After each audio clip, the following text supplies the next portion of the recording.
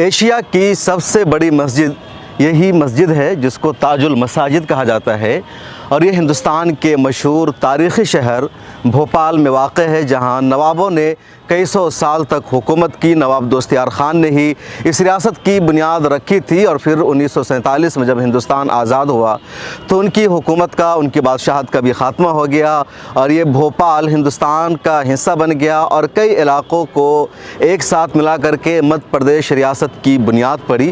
تو ہم آپ کو بتا رہے ہیں اس مسجد کی تاریخ۔ یہ مسجد صرف ہندوستان نہیں بلکہ ایشیا کی سب سے بڑی مسجد مانی جاتی ہے، اور مسجد سب سے بڑی اس لیے ایشیا کی ہے کہ اس مسجد کے پاس سب سے بڑا رقبہ ہے۔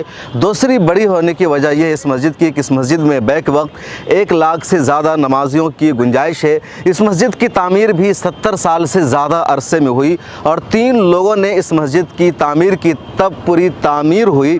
سب سے پہلے 18